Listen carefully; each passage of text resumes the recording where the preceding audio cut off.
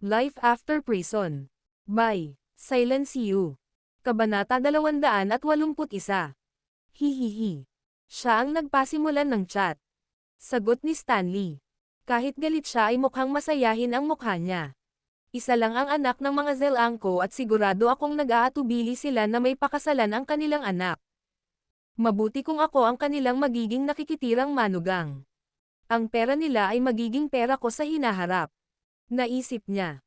Kung siya ay maaaring maging nakikitirang manugang ng Zelangkos, kahit ang kanyang lola ay makikita sa kanya ng iba at nais na pasayahin siya. Kapag nangyari iyon, magkakaroon siya ng mas mataas na katayuan. Hindi siya makakalaban ni Dayan. Malamang na maaari niyang ilaan ang ilang mga benepisyo kay Dayan nang makita kung gaano siya kaawa-awa. Kinikilig siya na isipin ang kanyang kinabukasan. Kumunat ang noo ni Severin nang marinig ang sagot na iyon. Seryoso. Siya ang nagpasimula ng chat. Ngumiti si Stanley. Oo, tinanong niya kung sino ako at paano ko nakuha ang number niya. Hindi nakaimik si Severin. Paano maiintindihan iyon ni Stanley habang sinimulan ni Robin ang pakikipag-chat sa kanya? Kahit sinong normal na tao ay magtatanong ng mga tanong na iyon kapag may nagdagdag sa kanila. Kaya sinabi mo ako yung nagbigay sayo. Tanong ni Severin matapos itong mapag-isipan. Oo, pero nag-text siya pabalik sa akin at sinabi niya na magsa-shower na siya at doon na natapos ang chat. Sabi ni Stanley. Sa puntong ito, nakaramdam siya ng sobrang saya. Severin, sa tingin mo ba ay may ipinapahiwatig siya kapag naisip niyang kailangang sabihin sa akin na maliligaw siya? Napatulala si Severin. Hindi siya makapaniwala sa pagiging narcissistic ni Stanley. Sa katunayan, ayaw ituloy ni Robin ang pakikipag-chat sa kanya at nakahanap ng wastong dahilan para tapusin ang usapan ng matino. Bakit sa tingin mo? Tanong ni Severin kay Stanley na may kakaiba at curious na mukha. Humalaklak si Stanley. Gago ka ba? Mukhang hindi ka eksperto sa pag-ibig at walang alam sa mga babae. Karamihan sa mga kanila, sinasadyang sabihin sa iyo ng isang babae na maliligaw siya kapag gusto kanyang akitin. Bibigyan ka nito ng maraming puwang para sa imahinasyon. Sa madaling salita, sinusubukan niyang akitin ang iyong atensyon. Akala ni Severin nakakatuwa. Mukhang eksperto ka sa babae. Ngumiti si Stanley ng may pagmamalaki. Siyempre naman. Sigurado akong mas maraming babae ang nakasama ko kaysa sa iyo. Alam ko talaga kung ano ang iniisip nila. Malamang na mahiyain sila kapag una nilang nakilala para maakit ang iyong atensyon. Lalo na sa unang date na hiniling mo sa kanila na pumunta sa hotel para matulog kasama ka, sasabihin nilang hindi sila ang tipo ng babae. Sa katunayan, maaari mong makuha ang iyong mga kamay sa babaeng iyon kapag ikaw ay nakipag-date sa pangalawang pagkakataon. Lalong naging weird ang ekspresyon ni Severin. Itong lalaki na ito ay ikinukumpara talaga si Robin sa mga materialistic na babae. Alam kong maliligaw sila pero iba ang kahulugan nito depende sa taong nagpadala nito. Ha! Pagod na pagod ako. Sa wakas ay nakarating na rin ang dalawa sa sasakyan. Inilagay ni Stanley ang medical box sa lupa, binuksan ang boot, at dinala ang medical box ng buong lakas upang ilagay ito sa boot. Tara na, nakita ni Severin na pawis si Stanley at mahinang ngumiti. Napakahina ng katawan mo na halos hindi mo madala itong medical box. Hahaha. Magsanay at mag-ehersisyo kapag libre ka. Si Severin ang nagmamaneho. Mabilis niyang ipinarada ang sasakyan sa gilid ng kalsada sa labas ng villa ni Zelangko at bumaba. Severin, bakit hindi mo papasok ang sasakyan sa loob kung napakabigat ng medical box? Ipapasakay mo pa ba ako? Life After Prison. Kabanata 282. Malungkot na tanong ni Stanley nang ay parada ni Severin ang sasakyan sa labas. Oo, kailangan mong dalhin ito. Hindi tayo kilala ng mga bodyguard na iyon. Sa tingin mo ba papasukin lang tayo? Seryosong sabi ni Severin habang sa totoo lang tuwang-tuwa siya dito. Bilisan mo. Kumilos na parang katulong kung gusto mong maging katulong ko. Siya nga pala, huwag kang magmumukhang nahihirapan sa pagdadala ng medical box. Kung hindi, baka isipin ni Miss Robin na mahina ang katawan mo at masama ang impresyon sa iyo kapag nakita ka niya. Muling udyok ni Severin kay Stanley nang nahirapang sumunod si Stanley sa likuran niya habang bitbit ang medical box. Ano? Anong nilagay mo dito sa loob? Ha? Napakabigat talaga. Paanong ang bigat ng isang medical box? Sinubukan ni Stanley na sundan ng maigi habang nagrereklamo. Hihihi. Wala lang. Hindi mabigat para sa akin. Nagkibit balikat si Severin habang sinasabi iyon. Napaawang ang bibig ni Stanley na naging dahilan para tumama sa kanya ang mga salitang iyon. Anong ginagawa niyo? Nang nasa pasukan na sila, pinigilan sila ng mga bodyguard na nagbabantay sa pinto na lumayo pa. Ngumiti si Severin. Oy, ako si Severin. Inimbitahan ako ni Miss Robin para gamutin ang kanyang lola. May migraine yata siya. Sinuri ng bodyguard na kamukha ng pinuno si Severin mula ulo hanggang paa at nagtanong. Doktor ka, pero hindi ka mukhang doktor. Napangiti si Severin. Siyempre, hindi ako mukhang doktor. Hindi ako doktor. Isa akong miracle doctor. Nakakatakot ang itsura ng bodyguard. Hahaha. Miracle doctor. Walang masyadong tao na naglalakas loob na tawagin ang sarili nila. May medical license ka ba? Ipakita mo sa akin kung meron ka. Kung hindi, paano mo inaasahan na maniniwala ako sa iyo? Nagkibit balikat si Severin. Wala ako niyan. Pagkatapos nun, tumingin ulit siya kay Stanley na naglagay ng medical box sa lupa, at sinabing. Nakikita mo ba siya? Siya ang aking katulong, isang tao na nag-iisang tumulong sa akin sa pagdadala ng aking kahon ng medikal. Sapat na iyon upang sabihin na ako ay isang miracle doctor. Kalokohan. Wala ka man lang lisensyang medikal at gayon paman, naglakas loob kang tawagin ang iyong sarili bilang isang miracle doctor. Pakiramdam ng bodyguard ay pinaglalaroan siya ni Severin. Hoy, ikaw, huwag mong subukang gumawa ng mga kalokohang panloloko. Sa tingin mo ba hindi ko kilala kung sino ang lalaking nasa likod mo? Siya ay isang young master mula sa mga Shanahan. Ang sikat na Mr. Stanley the Flower Boy. Stanley the Flower Boy. Anong ibig mong sabihin? Hindi maintindihan ni Stanley. Masyadong mabigat para sa kanya ang medical box at hindi na niya ito mahawakan kaya nagpasya siyang ipahinga ang kanyang mga kamay sa pamamagitan ng paglalagay ng medical box sa lupa. Ngumisi ang bodyguard. Kilala ka bilang playboy kaya binigyan ka namin ng palayaw, Stanley the Flower Boy. Nako, playboy din si Rufus Chavez kaya Rufus the Flower Boy siya. Hahaha. Ang mga bodyguard na ito ay nagtrabaho kasama ang first-tier upper-class na pamilya. Bukod dito, sila ay napakalakas at ang mga bodyguard para sa mga Zelangko. Hindi sila natatakot na masaktan ang mga taong tulad ni Stanley. Napaawang ang bibig ni Stanley. Hoy lalaki, kalokohan yan. Hindi ako playboy. Dapat may kasama kayong magandang babae, iyon ay para lamang sa mga layunin ng libangan para sa paglago ng kumpanya. Ako ay isang hamak na Ginoo. Life after prison. Kabanata 283.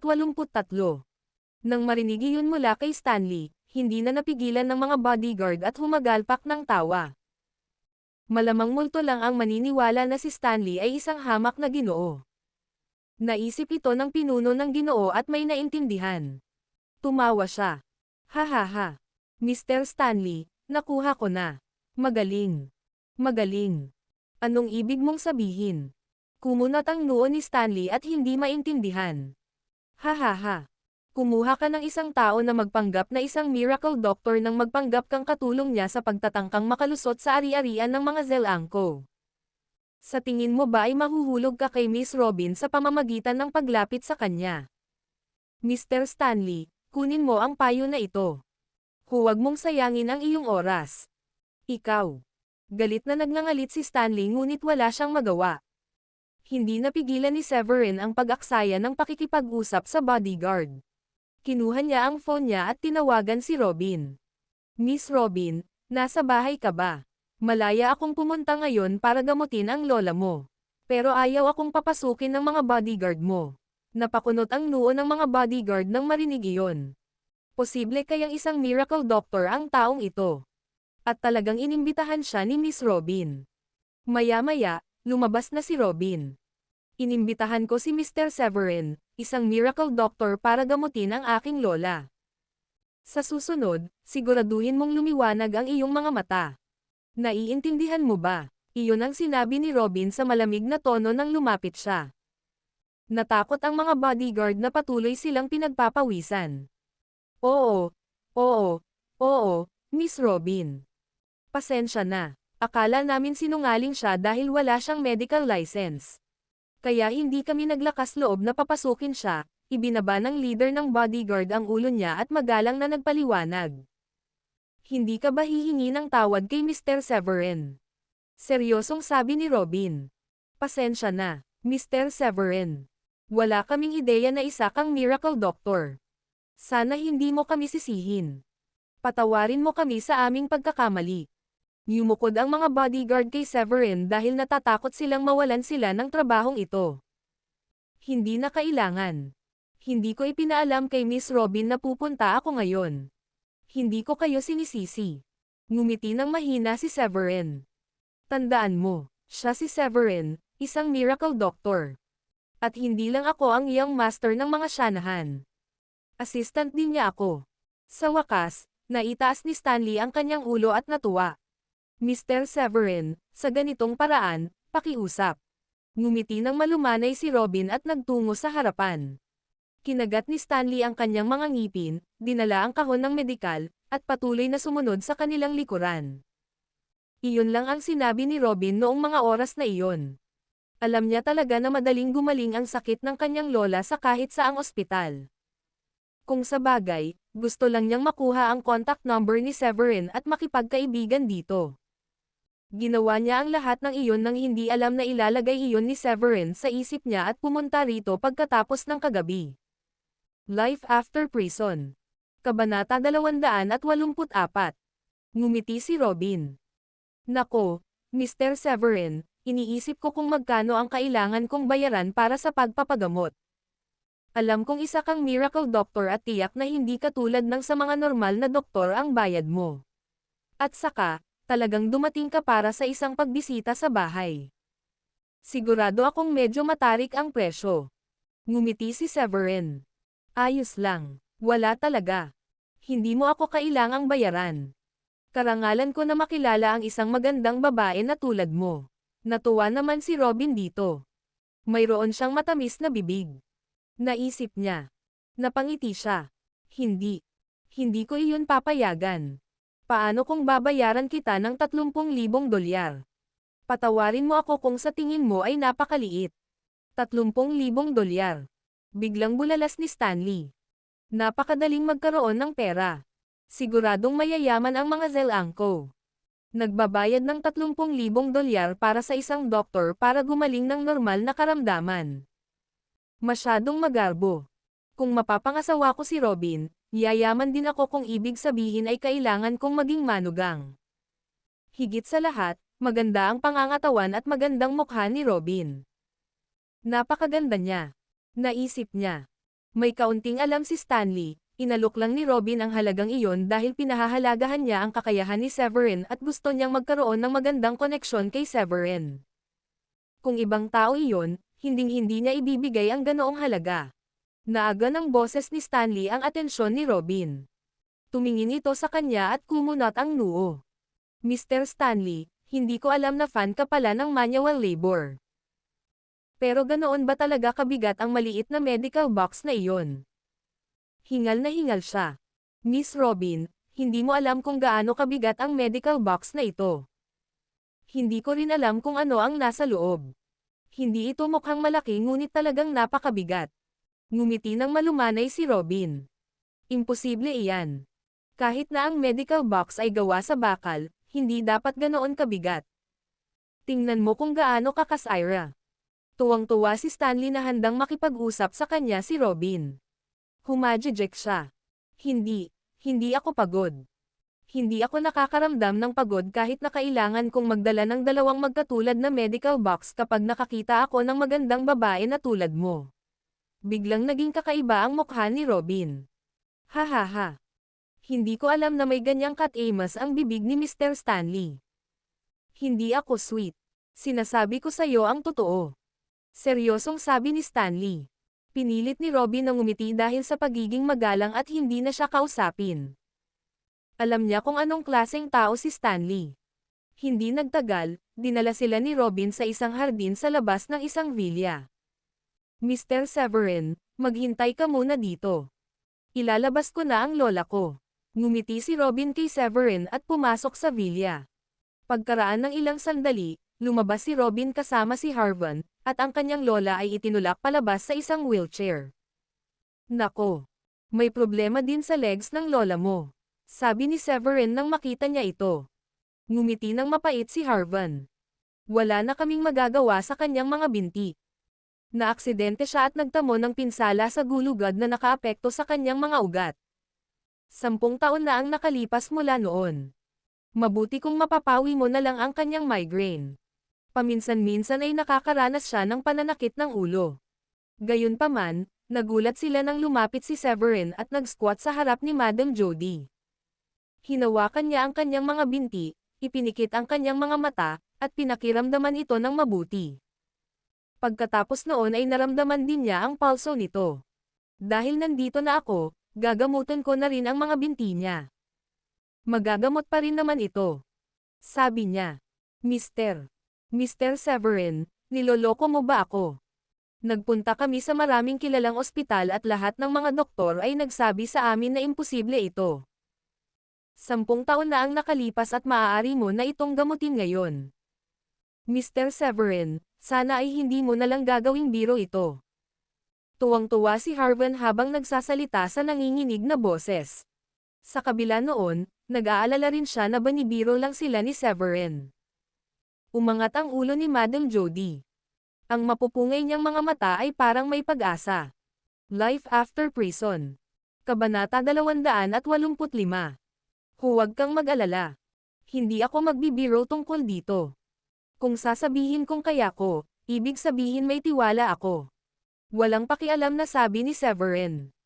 Umiral ang problema ni Madam Jody dahil nasira ang kanyang nerves. Hindi iyon big deal kay Severin. Gayunpaman, ang isang normal na doktor ay tiyak na hindi magagamot sa ganitong uri ng kaso. Iba kay Severin dahil marami siyang natutunang kasanayan mula sa matandang wako. Kaya, ang problema ni Madam Jody ay isang maliit na kaso mula sa pangunawa ni Severin. Kung gayon, pagkatapos Mr. Severin, pakiayos ang mga binti ng aking ina. Tuwang-tuwa si Harvan nang makitang ganoon kakumpiyansa si Severin. Mr. Severin, may pagkakataon ba talaga akong tumayo muli? Tuwang-tuwa na napatingin si Jody kay Severin, maging ang boses nito ay nanginginig. 10 taon. 10 taon na siyang na-stuck sa wheelchair. Hindi niya nais na ipagpatuloy ang pamumuhay bilang isang taong may kapansanan kung saan dapat na mayroong mag-aalaga sa kanya sa lahat ng oras. Walang sino man sa mga katulong sa bahay ang nang-ahas na tretuhin siya dahil sa kanyang pagkakakilanlan at katayuan ngunit ayaw niyang maging pabigat sa kanyang pamilya. Tumanggaw si Severin. Huwag kang mag-alala. Hindi ito magiging problema. Inilagay na ni Stanley ang medical box sa lupa. Huminga lang siya ng malalim nang mabigla siya sa sinabi ni Severin. Paumanhin sa lahat. Payagan mo akong makausap sandali ang aking bayaw. Awkward nang umiti si Severin at hinayla si Severin sa kabilang side. Nang sapat na ang kanilang distansya, sinabi ni Stanley. Severin. Galit ka ba? Alam kong may alam kang konting medikal na impormasyon pero hindi ibig sabihin nun ay nakakapagsalita ka ng walang kaparerikan. 10 taon na ang nakalipas simula nang ma-accident si Madam Jody. Walang doktor na nakapag-ayos sa kanya at sinabing nawala ang kanyang mga binti. Paano mo ito aayusin? Ito ay sapat na mabuti kung maaayos mo ang migraine niya. Bakit mo gustong maging mapagkunwari? Nakita ni Severin kung gaano ka ba si Stanley. Sinabi niya, tingnan mo kung anong manok ka. Kung hindi ko ito magamot, sa tingin mo ba ay maglalakas loob akong tawagin ang aking sarili bilang isang miracle doctor? Hindi nakaimik si Stanley. Tanga ka ba? Sa tingin mo ba ay mas mahusay ka kaysa sa mga espesyalistang iyon sa ospital? Sapat na talaga na maaari mong subukang ayusin ang mga karaniwang sakit. Kung ipinangako mo sa kanila ngayon at nabigo kang tuparin ang iyong pagtatapos sa bargain, hindi magiging masaya ang mga Zelangko. Kahit papaano, dapat mong sabihin na susubukan mo lang ayusin ang mga ito. Bakit mo gustong maging sigurado sa kanila? Habang nagsasalita si Stanley, lalo siyang nagagalit. Alam mo ba ang mas malaking pag-asa, ang mas malaking pagkabigo? Magkakaroon ka ng maraming problema kung sigurado kang maaayos mo ito ngunit hindi mo magagawa. Iisipin nila na niloloko mo sila. Tumahimik ka, saway ni Severin na may malamig na mukha at natakot kay Stanley. Hindi na siya mapakali sa pakikitungo kay Stanley dahil akala niya ay manok lang si Stanley. Bumalik siya sa Zelangko at sinabi, Mr. Harvan, huwag kang mag-alala. Ipinapangako ko na aayusin ko ang mga binti ni Madam Jody. Sa loob ng 2 oras, dahan-dahan na siyang maglalakad. Kung hindi ko magawa, maaari mong patayin ang aking katulong. Ako ay isang tao ng aking salita. Sumunod si Stanley sa likod ni Severin at narinig ang lahat. Sa sobrang takot niya ay mabilis siyang umakyat para subukang bawiin ang ginawa ni Severin. Severin, anong kalokohan ang pinagsasabi mo? Bakit mo sila hahayaang pumatay kung hindi mo ayusin ang mga paa ni Madam Jody? Ikaw ang nangako, hindi ako.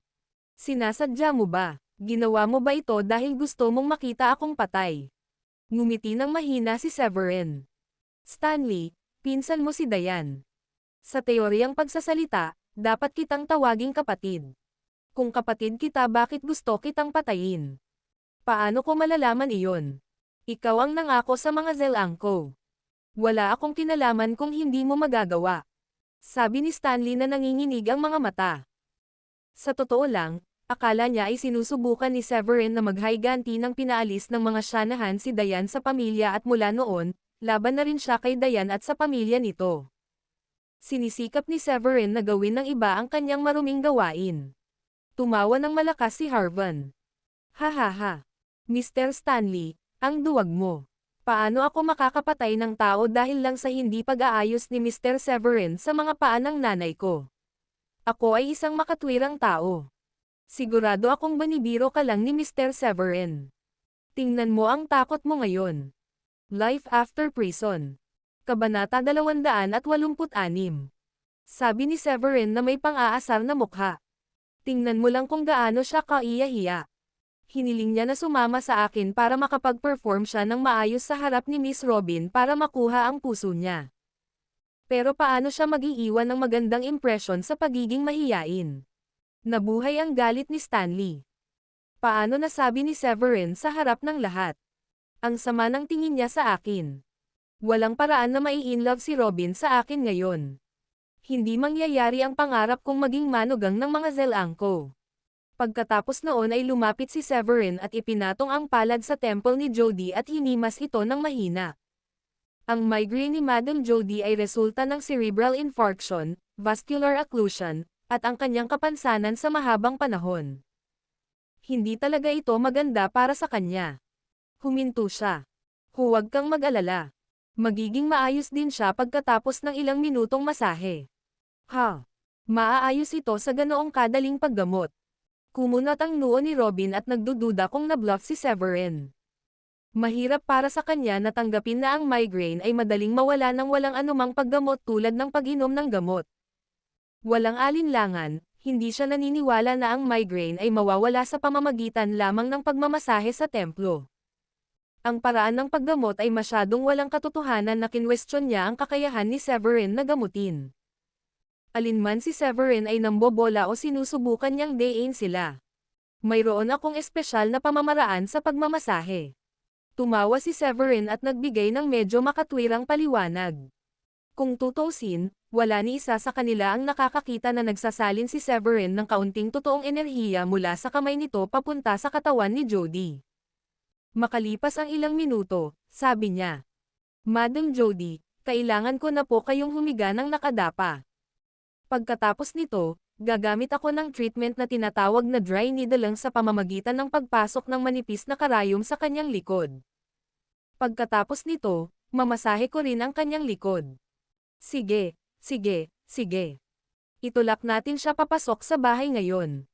Agad namang tumango si Harvan. Pagkatapos noon, Tinawag niya ang ilang kasambahay na lumapit para itulak ang kanyang ina sa loob ng bahay at tinulungan itong mahiga sa sopa. Walang nakakaalam kung kailan naglabas si Severin ng isang maliit na kahon. Binuksan niya ito at ang kahon ay may mga manipis na karayom na gawa sa pilak sa loob. Sisanduan at imasahin niya lang siya dito at doon para matapos ang paggamot.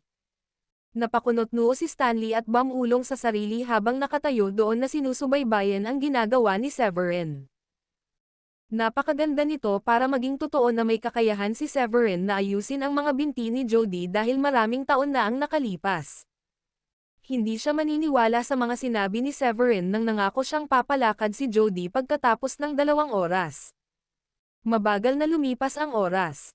Makalipas ang kalahating oras, kinuha ni Severin ang mga karayom at ibinalik sa kahon. Bago siya tumayo ay pinamasahe niya si Jody sa likod. Iyon lang. Hindi ka magre-reseta ng anumang gamot. Napatingin si Robin kay Severin na may gulat na mukha. Binuhat ng mga kasambahay si Jody pabalik sa kanyang wheelchair. Ngumiti si Severin. Walang gamot. Pero maaari kang magpakonsulta sa doktor at hilingin sa kanya na bigyan ka ng gamot na mahusay sa pag-promote ng sirkulasyon ng dugo at pag-iwas sa pamamaga. Pagkatapos nito, maaari ka ring magpamasahe paminsan-minsan. Inilagay niya sa likod niya ang kamay niyang nakahawak sa box at ginamit ang likod niya bilang takip. Ang singsing sa kanyang daliri ay kumislap ng isang beses at ang kahon na may mga karayom ay ibinalik sa Dracodeus ring nang walang nakapansin dito. Anong susunod? May kailangan pa ba tayong gawin? Tanong ni Harvan pagkatapos mag-isip. Ngumiti si Severin. Pwede kang maghanda ng pagkain. Aalis na kami ng assistant ko pagkatapos ng tanghalian. Life After Prison. Kabanata 287. Hahaha. Siyempre. Ipapahanda ko sila ngayon. Tumawa ng malakas si Harvan. Hindi niya inasahan na si Severin ay isang taong nakakatawa. Kaagad, hiniling niya sa isang utusan na ipaalam sa kusina upang maghanda ng tanghalian. Sa kabilang banda, nakakaramdam ng pagkabalisa si Stanley. Hindi niya maintindihan kung bakit hindi ginamit ni Severin ang pagkakataong ito para humingi ng ilang benepisyo pagkatapos ng paggamot at umalis habang kayapa niya. Anong ginagawa niya? Nagstay para sa tanghalian. Naalala niya bang nangako siya sa mga Zelangko na makakalakad na si Madam Jody pagkatapos ng 2 oras? Maaga pa naman ngayon pero paano kung hindi makatayo si Madam Jody kapag tapos na ang oras? Ano ang gagawin niya kapag nangyari iyon? Naisip niya. Hoy Robin, maaga pa naman ngayon, kung libre ka, bakit hindi mo isama si Mr. Severin para mamasyal sa villa? Mahinang tanong ni Harvan sa kanyang anak. Oo naman. Tara na, Mr. Severin, Mr. Stanley. Maglakad-lakad tayo dahil maaga pa ang oras. Ngumiti ng malumanay si Robin habang nangunguna sa daan. Nang makaalis silang tatlo, sa wakas ay nagkaroon ng pagkakataon si Jody na tanungin ang kanyang anak. Harvan, saang ospital nagtatrabaho si Mr. Severin? Talaga bang gagaling ako nang hindi umiinom ng anumang gamot? Sa katunayan, umaasa pa rin si Jody na may pagkakataon na makatayo siya. Paliwanag ni Harvan. Inay, hindi doktor si Severin at hindi siya nagtatrabaho sa ospital. Nakulong siya hanggang kamakailan lang siya nakalabas. Pero sa tingin ko hindi naman masama ang paggamot niya. Siya ang nagligtas kay Mr. Henry nang magkaroon ng biglaang pagdurugo ng utak si Mr. Henry. Talaga. Ang sarap talaga kung maaayos niya talaga ang mga binti ko tulad ng sinabi niya. Tumanggaw si Jody at nakaramdam ng pag-asa. Inay, kumusta ang katawan mo? May nararamdaman ka ba? Tanong ni Harvan. Sagot ni Jody. Hindi ko alam kung inaayos niya ang migraine ko o hindi dahil dumadating at aalis ito. Tatagal pa ito ng ilang araw bago ko matiyak. Mas nag-aalala ako sa mga binti ko. Nararamdaman ko nga ang init sa bewang ko noong ginagamot niya ako. Kahit ngayon, medyo nakaramdam ako ng init. Pero hindi ko alam kung gumagana o hindi. Dinala ni Robin sina Severin at Stanley para mamasyal sa labas ng villa. Habang sinubukan ni Stanley na makipag-usap sa kanya ng higit pa, si Robin ay nag-aatubili sa kanya. Sa halip, nagpatuloy siya sa paghahanap ng mga bagong paksang pag-uusapan kay Severin. Inilagay nito si Stanley sa napaka-awkward na posisyon. Pakiramdam niya ay isa siyang third wheel na sumusunod sa likuran nina Robin at Severin. Makalipas ang mahigit isang oras, dumating si Harvan para hanapin sila para ipaalam na handa na ang tanghalian. Napangiti si Severin nang makita ang isang lamesang puno ng pagkain at isang bote ng alak sa mesa. Mr. Harvan, masyado kang mabait. Simpleng pagkain lang ang inaasahan ko. Mahinhin na sabi ni Harvan. Hahaha. Ayos lang. Ito ang unang pagkakataon na uminom ako kasama ka. Mangyaring huwag mahiya at tamasahin din ang alak. Hindi na kailangang mag-alala. Hinding-hindi ako mahihiya pagdating sa inuman. Hahaha. Umupo si Severin nang hindi na-awkwardan. Hahaha. Mabuti naman. Dapat mag-enjoy tayo kapag umiinom tayo. Ngumiti si Harvan at may katulong na magbukas ng alak para ihain sa lahat. Kaya nagsimula silang kumain at uminom. Mr. Severin, huwag kang mag-alala. Kung maaayos mo ang mga paa ng aking ina, ang aming pamilya ay magpapasalamat magpakailanman sa iyo.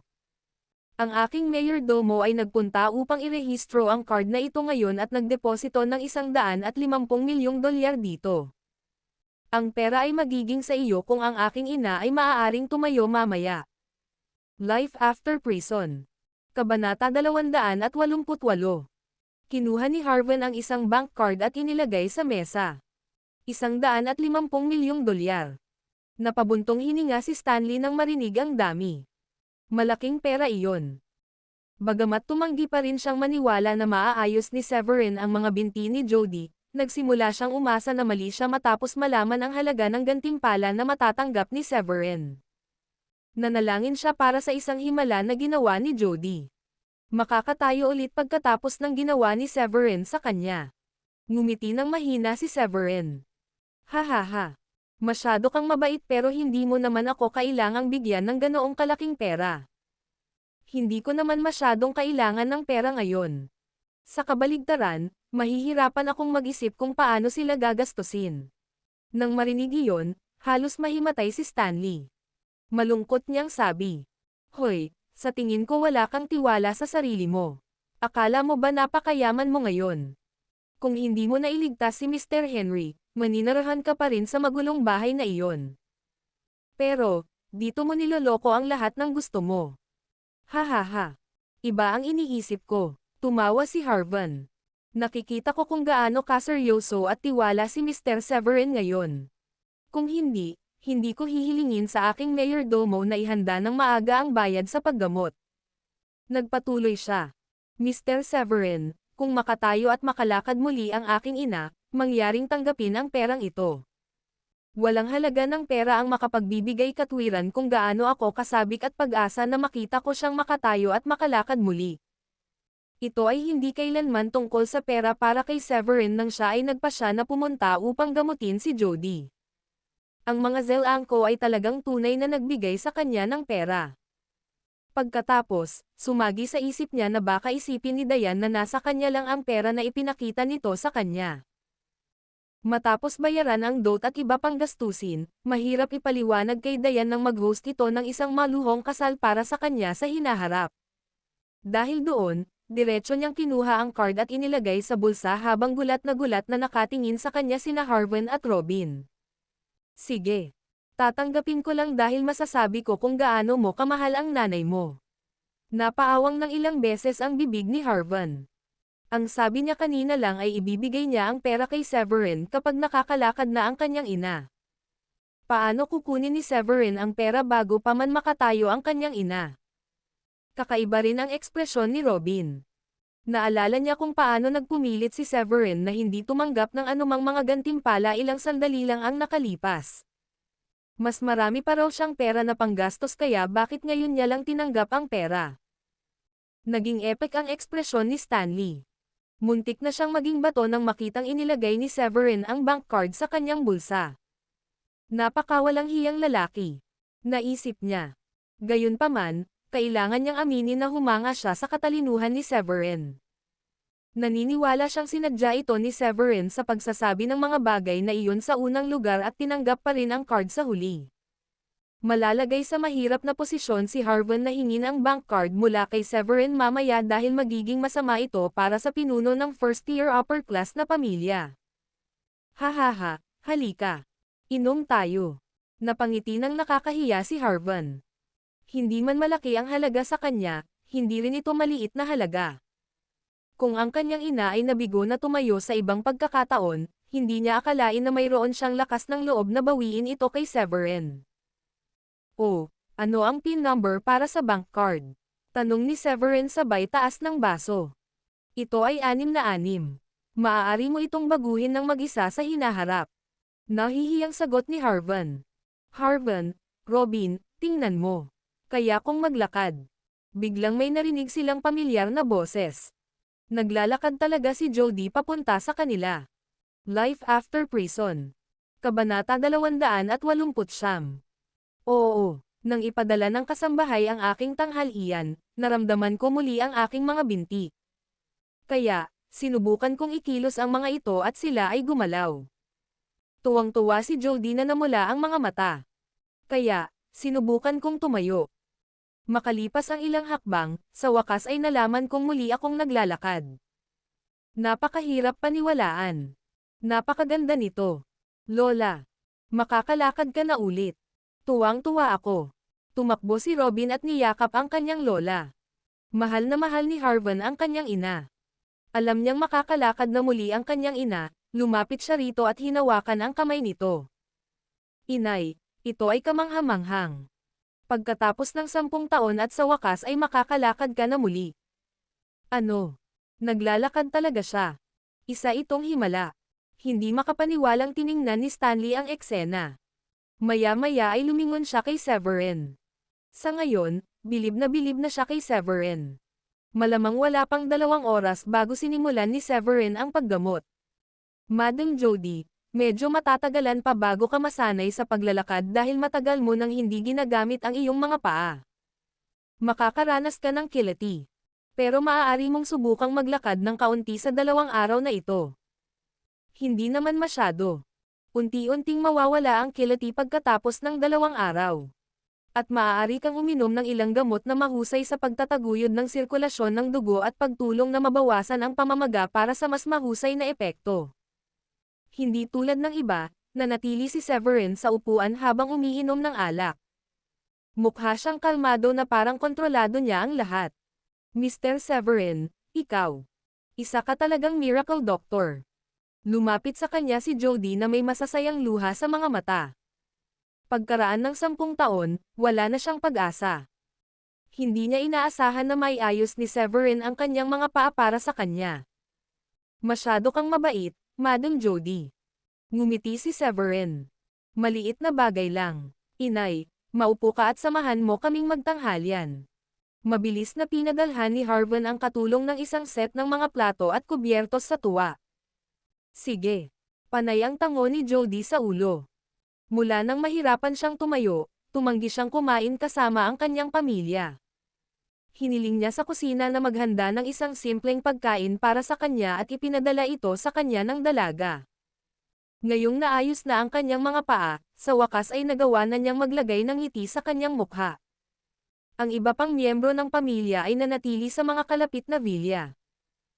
Nang malaman nilang gumaling na ang mga binti ni Madam Jody, dali-dali silang lumapit sa tuwa. Pagkatapos ng tanghalian, umalis si Severin sa villa kasama si Stanley. Hindi maiwasang dalhin ni Stanley ang medical box. Pinaalis sila ni na Robin, Harvan, at ang Zalankos. Lahat sila ay lubos na nagpapasalamat kay Severin. Nangako pa si Harvan na tutulungan niya si Severin sa hinaharap. Ang kailangan lang gawin ni Severin ay tawagan siya kung kailangan niya ng tulong mula sa mga Zelanko. Huffang at puffang si Stanley nang sa wakas ay ibalik niya ang medical box sa boot. Nang nasa sasakyan na siya, isang bagay ang napagtanto niya. Hoy! Severin, niloko mo ba ako? Wala akong nakikitang nilalabas mo sa medical box. Pagod na pagod ako sa buong oras na dala ang medical box at wala kang ginamit sa loob. Natuwa ito kay Severin. Sa palagay ko hindi naman siya ganoon kagago. Naisip niya. Sa kabila nito, binigyan niya ng makatwirang paliwanag si Stanley. Wala akong alam sa kalagayan ni Madam Jody. Kaya naman hinihiling ko sa iyo na dalhin ang medical box pag alis natin ng bahay. Malalaman ko lang kung may kailangan ako sa medical box kapag napagmasdan ko siya. Masisisi mo ba talaga ako dyan? Parang wala kang gagastusin kapag lumabas ka pero dapat may dalang pera. Naiintindihan mo ba? Life After Prison. Kabanata 200 at 70. Napakabisa ng paliwanag kaya napatulala si Stanley. Napaisip siya at ngumiti pabalik kay Severin. Hoy, Severin. Sinusundan kita at bitbit ang medical box para sa iyo sa lahat ng oras na ito. Alam kong wala akong ginawang karapat-dapat na gawa ngunit nagsumikap ako. Napataas ang kilay ni Severin. Anong gusto mong sabihin? Sabihin mo lang. Nagpatuloy si Stanley. Hindi ba't binayaran ka lang ng $150 milyong na bayad sa pagpapagamot? Hindi mo ba ako bibigyan ng pera? Nang walang pagsasaalang-alang sa isang segundo, tinanggihan siya ni Severin. Ano sa tingin mo ang iniisip mo? Gaya ng sinabi mo na medical fees iyon.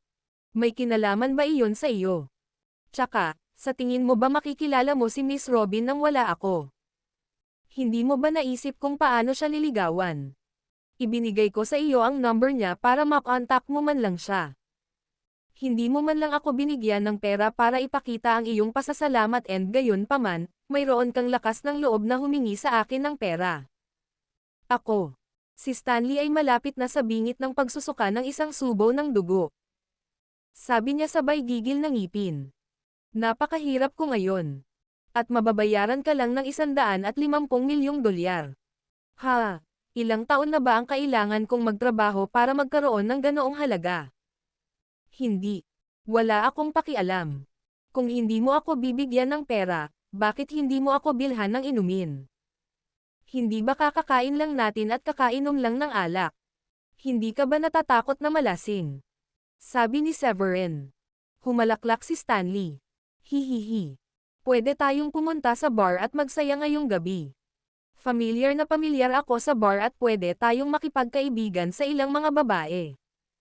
Huwag kang mag-alala, hindi ko sasabihin kay Dayan ang tungkol dito.